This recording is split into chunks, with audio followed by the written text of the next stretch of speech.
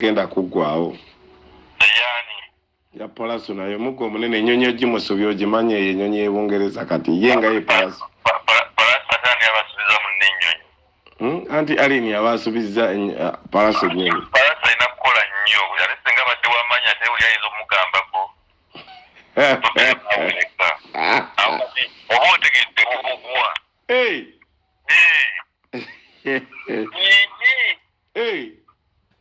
Pallaso talina kunyiigira alieni. Alina kwenyiigira na kumanyawo waago baba nga badde bamusudiye. Akati olwebalo alini yayimba kitufu mu nsudiyo oba ndi wakabi. Ake kayimba Pallaso kalina okuyimba.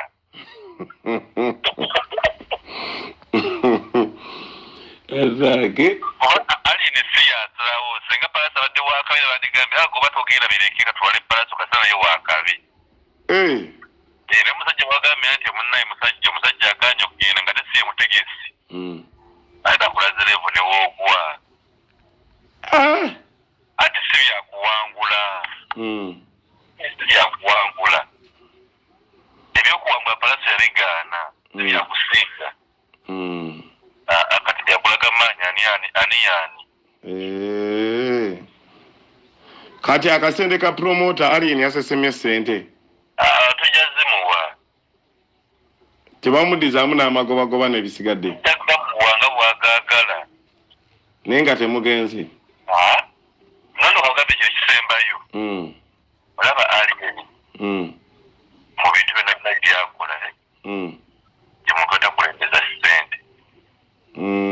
Kituufu ekyo. Takulembeza ssente. Bwe bujjamu omulaga nti gwolooza ssente kyekikulu. Alina ekintu kyeyagambanga. N'otwatuwofera n'agamba nti Eriki tubonyeebonye. Tusula enjala. Okitegeera? Kale essaawa zino kubanga tusobola okubeerawo ne ssente zisobola okulya. Enjala tesobola tuluma. Tufiteka amafuta mu mmotoka. Kakitegeeza se kibya kipya kuba biri byonna tubirabye tubiyiseemu teri kipya. Agenda kuntiisatiisa mbuno nti ogenda sula enjala sigisulangako. Okitegeera? Kitegeera my brother.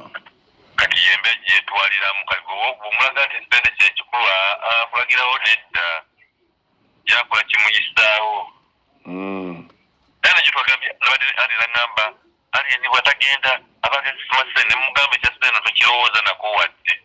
Bwe muntu aza okubeera awo n'aba nga talina muwole n'ekikumi naye n'agaana miliyoni 10. N'abaawo awo nadda mu nnyumba ne yeebaka naba talina kyakulya oyo nakyo nagamba ajja nga yannuma nga nasula ku situiti kati biki bye bagenda kuŋŋamba. Tagenda mu nnyumba yeebaka n'omutuulirawo n'ayiye ne yeebaka n'obagamba mugende. Ate yeggulire kati yagenda okwetika amawulire g'abantu e Kampala. Andi kati ebyo.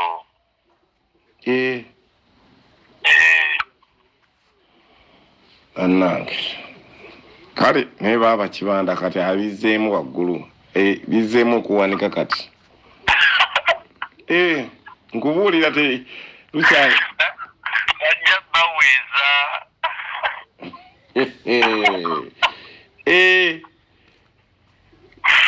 Ajja bawo gaapu wadde talina gaapu gyayiza bawamu wadde. Nkwacho mwagiwadde Abitex. Nawulidde atadde Forest Park Buloba. Lwakuba tadde wala nnyo naye alimba. Badde sinakyogera badde mmanyi nange nakiwulidde mbadde sinakikugamba egyabatadde mu kyalo. Atadde mu kyalo mwana. N'ekifo kyennyini kibi ekyo kiraba ekifo ekirimu amazzi omuntu ateekuma ku bantu abangi basobola n'okufunirawo obuzibu. Ogende ku point waliyo ebidiba. Takulimba ng'omuntu awezezza mungi naye ojja kuwulira misango myereere. Mwana nze nange nakirowoozezza kwakuba tendete byagenda okuma nze nga siriiyo. Donde yali anolere omanyi abo Abitex. Obanga basuna beni kati ekirowoozo kitakuba kyavudde mu basuna beni abo. Kale yandi mututte ate ku kujiga bagita jogies ebulaga ndaba kale Forex Park ne jogies nayo nene. Oyogedde nga bwe nayogedde. Nange nagambye. Sigi. Ate ku jogies ebulaga. kuba ono lupisewo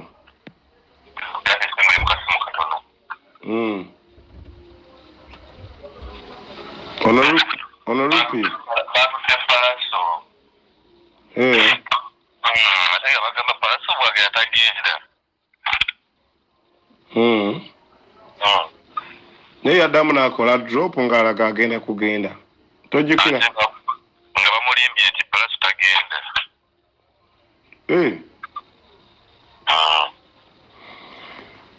naye Pallaso wadde no naye tannasimbula batugambye Pallaso yagenze tannasimbula gw'ofuna omuntu akuba amasimu ge bw'ali e Kampala just bamuyimiriza ayeke abadde asimbula leero ku makya anti kati baba bamuyimiriza waali ne bagenda kugenda ku bibiri promota yalina olondako naye ate nsembye okwogera n'oyo sikke nga yeebasalaga mbu alien yagambye ku radio yawadde ku Galaxy ku TV oba mbu baabikoze leeti ebyaki ebyokuyimiriza Pallaso andi kati kyekyo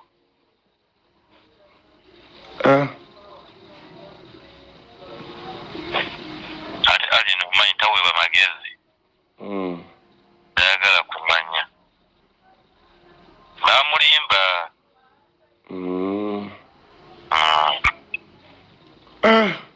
kubanga njogera twali awo n'oyo promota nga bakola eyo dropu mwakasanga Pallaso bw'atagenda ate kati ate anda agenda ewa Pallaso asanga yatera promota y'omuyoyo ate nga bali mukola dropu nga ate Pallaso agenda ate ono Musa omutegedde atambula alinga nga manager kati oyeyokeza Musa yalwa ono abadde nga manager gwe yateekayo ku naye kati yeyokeza anti kati olaba abadde yeefumba ng'agamba ebipapula bya Pallaso simanya twabikutte simanya biki nga bwakubaganya kumbe ye abala kanyonyi nga amawulire aleeta gakipula nnenge ng'ayagala kukkiriza saali ye nikolaki kulinnya ndeege naye ng'ate ekituufu akimanyi nti ne Pallaso akola ki ku mutto kwali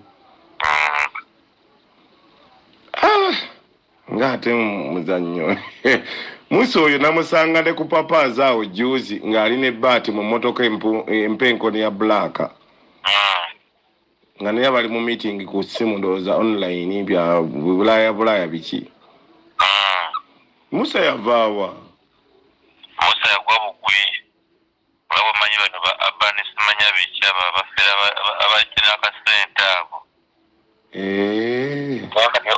nga wona tusanga nga tulina mukyusa nojja nobeera ng'otuteekamu akasente naye nga alina wena byobala ebyo ati we yajja yayingira buyingizi from nowhere ajjalako okuteekamu akasente abaana bagulira ebyokulya byakunywa tugenda mu baana ateekawo akakadde n'akola ki ati watu yatuyingiramu kumbe naye alina kikati najja ngalaga alina sente nnyingi ali ne weyeetaaga emitwalo 5 ateekawo buteesi kumbe alina byabala ye nga ye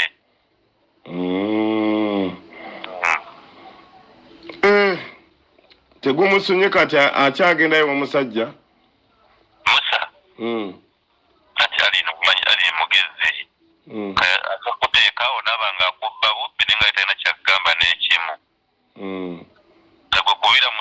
gwekubira lino mubuuze Musa ye manager we ajja kugambirawo waayo nze manager anti essimu yaziteekamu akanyonyi okuggyako nga kitegeeza kyekyo nti kyabajja okugamba naye omusanze maaso ku maaso omugamba Musa ye manager wo kati ate luli abadde ataliso kimulaga ne kati akugambira waayo nze manager wange sirina manager awo manya nti aba alina gwagoba naye omusajja oyo okeberako leero n'ombuusa oba agenda n'ofuna omwana mukwata kapiri oba tagenda ayinza okukolayo lwaki takolayo kagundi n'akiryalinga ak'abantu be bana fe abamawulire baabana kati nze seriiyo kuba nejjo nagenze tuuka joke twaddala ku papaazi ejjo ne ande ebayimbakali nagenze genda yate ngode bugenze ngo bagenze ku radio ngo bakateri yali yo gatene wambowa nenvayo ngira kupaka lasti kanageza kupaka lasti sawa zimunye ngamba tenze nzeri mu kibira kangene bake kubanga kisimu yona amukubira gwa jajjira akanyonyi akajjemu tesobola kuva mu kanyonyi nenga kyolina makiri kimu sike babagambye bwati makiri kituufu okozi nange bebangambye ekiro kitagenda kgenda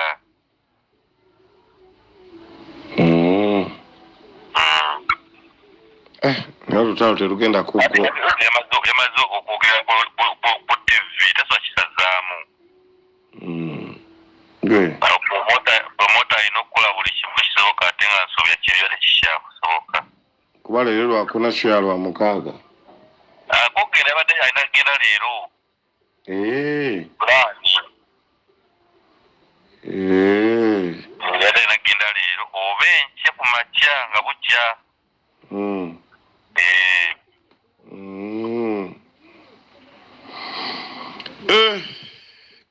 sajja tukoze tutya omufuna tuba tulina omufuna yako exclusive ka TV leero aliyeni omusoode n'omulabako nasigambye ne ande oyo omuzaala ayinza obutakkiriza kufunika omusoode n'omulabako kati agenda kwekwekako kati jukeekweka ebintu bibiri bapromota kati bagenda munoonya nga baagala omukkirizisa kati nga te naye alina obbazanya akazannyo nti taliiwo kati ejjukira zikki naye kenyini alina akateo kati zikki bagenda mugamba yina akubese mugambe siriiwo olanga ne bwogenda kufa ngo ning'oggyeko oli kati tupa nti ffe oba tugeze nga nze so tuye okuyingira mu kisenge direct naye nga basigaye nawumiriza mujja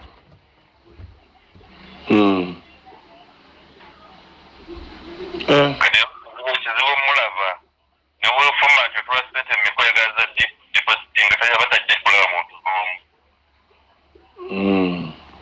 alina okwekweka kale kandwaze tulabe naye baaba omuggo omunene gwe yakubye omusajja empaana tegenda kuggwawo yaani ya Pallaso naye omuggo omunene enyonyi ogimusobya ogimanye eyo enyonyi y'Ebungereza kati ye nga ye Pallaso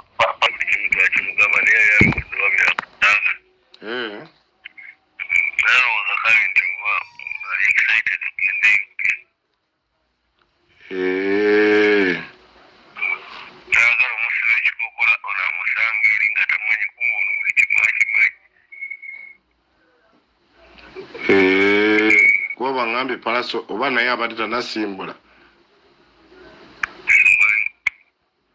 ayo kabadde yasimbudde oba nga tanasimbula either jo oba nga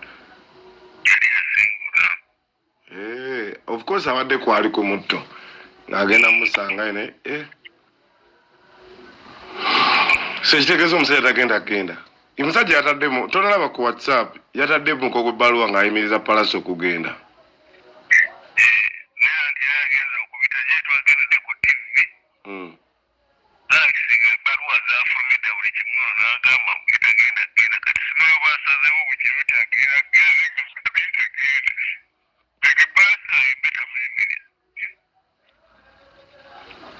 abamulabisiza ate waakera ku makya nga yamuteredde ebbaluwa tagenda ate n'agenda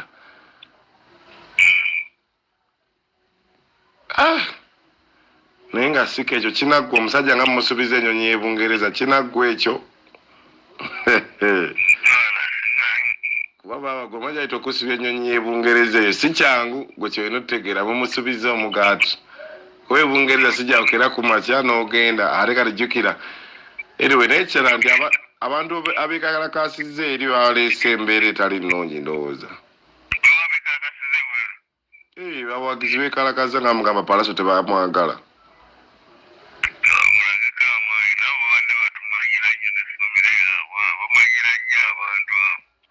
because balina ebulayo balina kye bayita WhatsApp group ng'omuntu onajja jjukira shabazingira be bantu be bamu olaba comedy store nti bane bantu bayo kati bebasalawo nti oyo ajje oyo tajja oli ajje kuba naye tetusukka bantu baba abantu nga 5 oba 4 oba 3 just sente ze bajjako ze zibe nnyingi